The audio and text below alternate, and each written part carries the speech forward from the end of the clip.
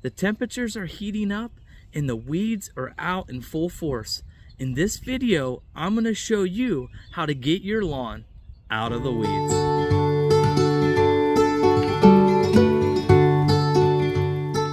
Thank you all for coming back to yet another video. If you like these videos, please be sure to like and subscribe to this channel.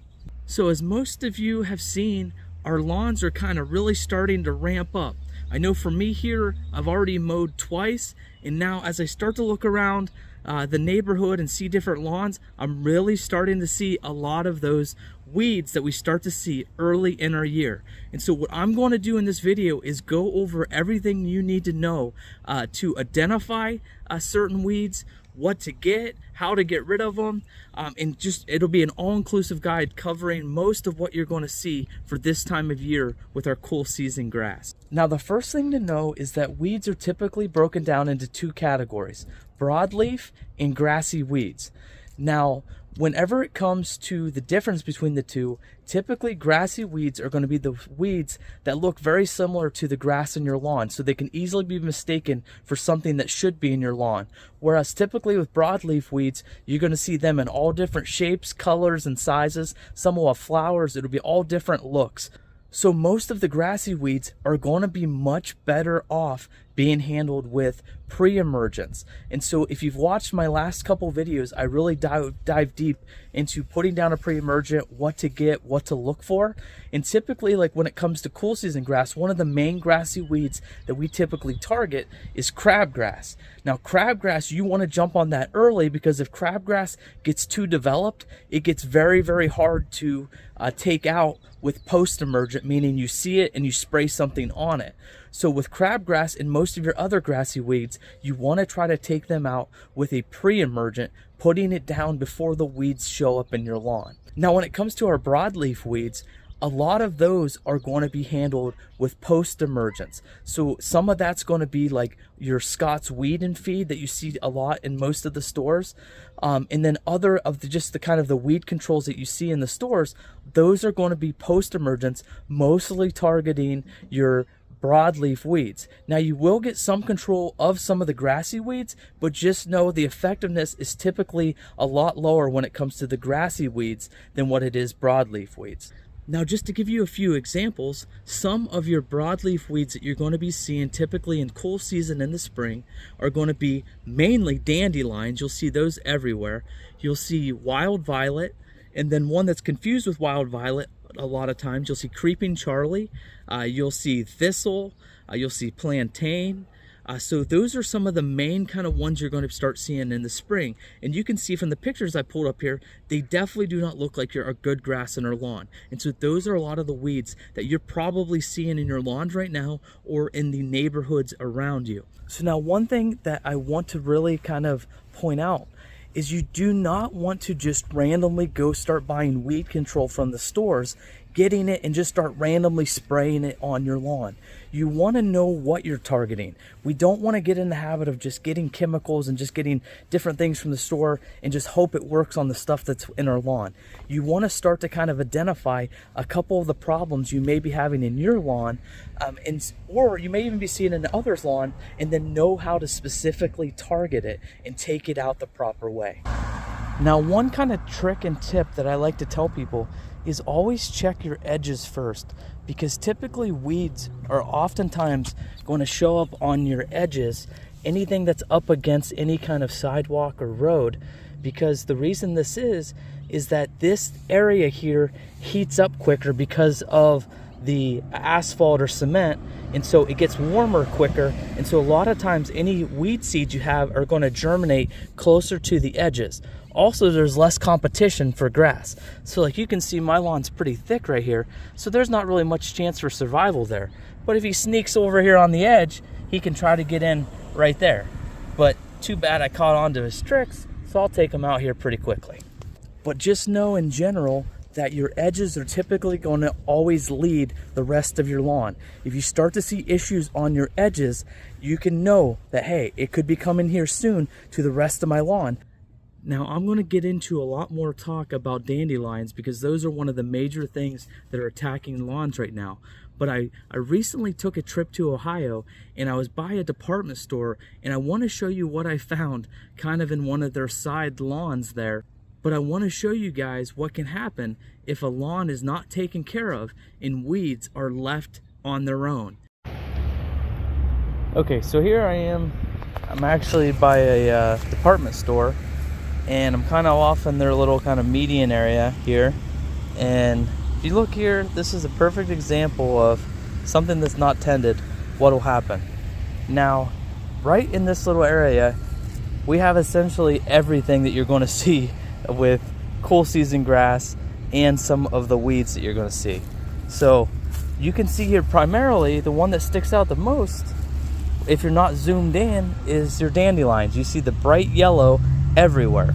Dandelions spread like crazy, so if you don't control dandelions, you're going to end up with the entire lawn being dandelions.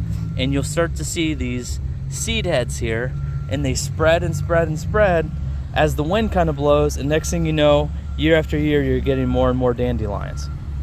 So now that you've seen what can happen if you let the weeds just go free, which some of you may be looking out in your lawn, and that may be what you're looking at. And so what I want to get into now is, how do we take care of weeds? Now, the number one thing that you can do to fight against weeds is to have a nice, thick, healthy lawn. This better and stronger your grass is, it's going to help fight off weeds better than anything else you can do. Now, the way that we do this is by just getting on a program with regular fertilization, watering your lawn, mowing it properly. Doing these things the right way will help your lawn fight off most of your weeds.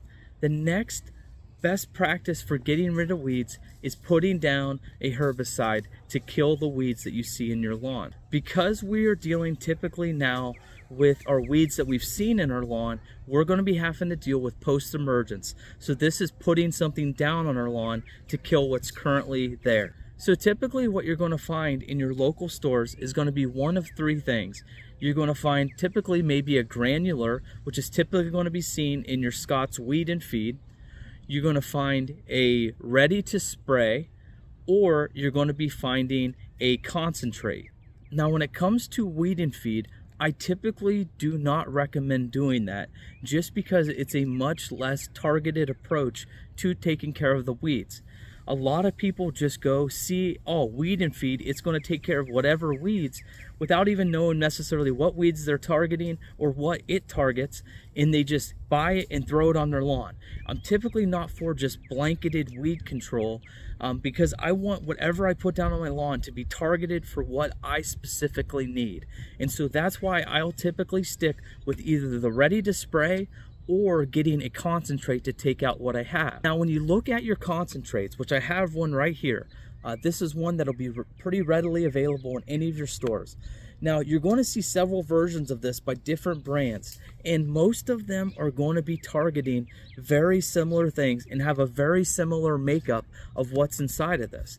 The thing to know with these concentrates is typically you're going to get more square footage out of them as opposed to getting something that's a ready to spray where it's already mixed with water. When it comes to concentrates, which I have here, what you're going to have to typically do is you're going to have an allotted amount that you're going to mix into a hand can. And so right here I have a gallon hand can right here that you'll go and you'll mix a specific amount, and you'll dump it in there and then mix it with a gallon of water, and then you'll have a gallon of product to go and to spray on your lawn.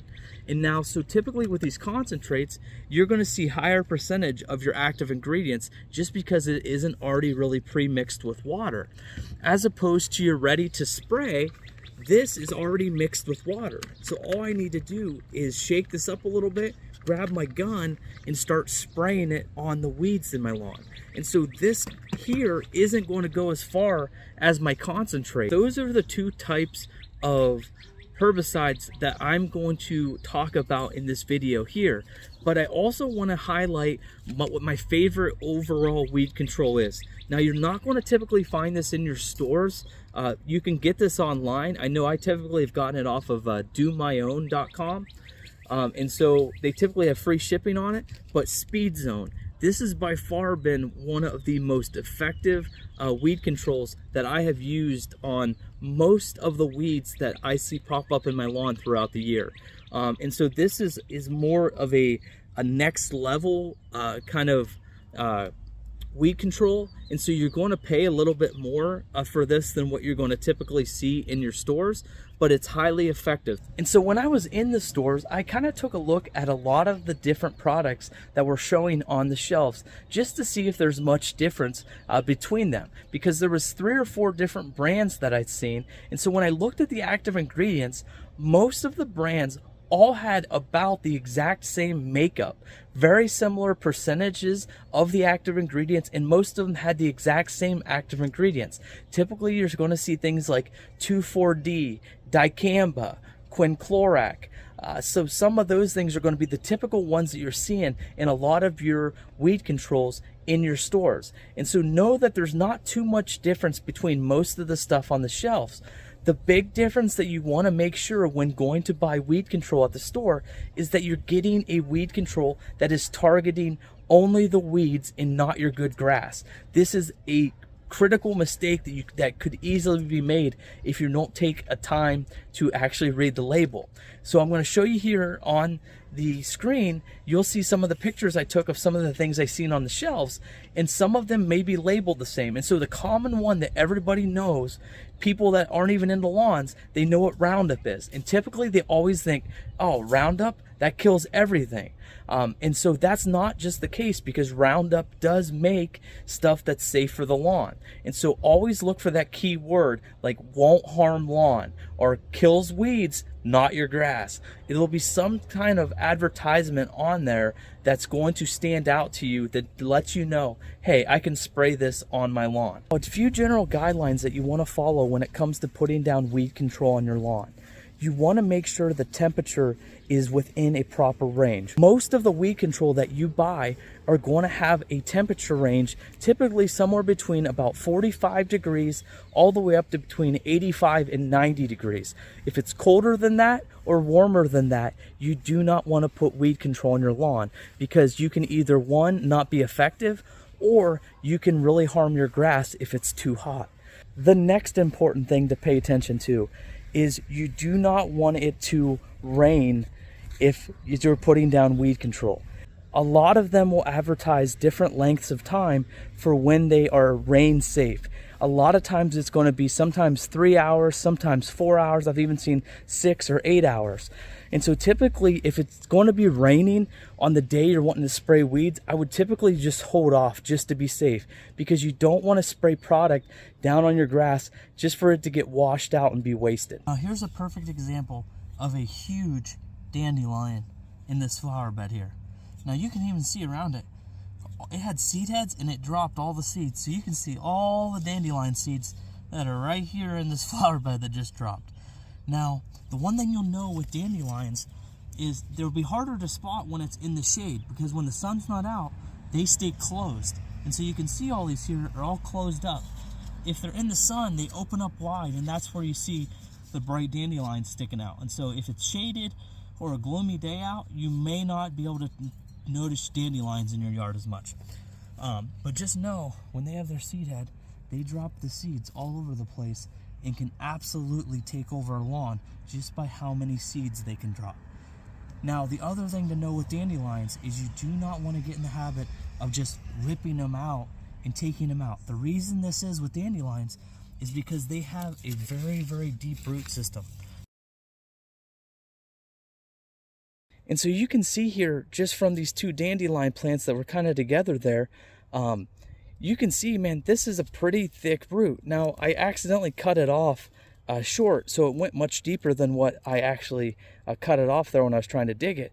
But just know that these dandelion roots can go really, really deep down into the ground. And so they're really strong plants. So you don't want to just go by hand and rip it up, because if you do, you're going to leave some of this in the ground and it's going to regrow. So spraying the weeds is typically going to be the strategy that I'm going to most implement with any of the weeds. Now, they're not all going to have as strong of root systems as the dandelions do. But typically putting down, if you already see it in your lawn, typically it's just better to go spray something on it, let it kill it, and then you can be done with it.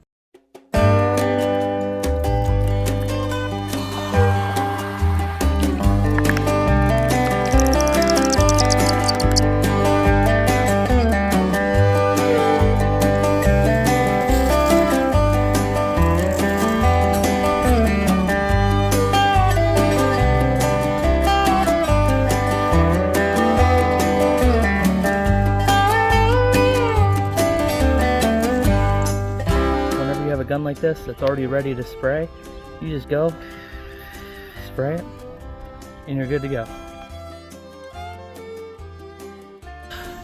So here we go, another one.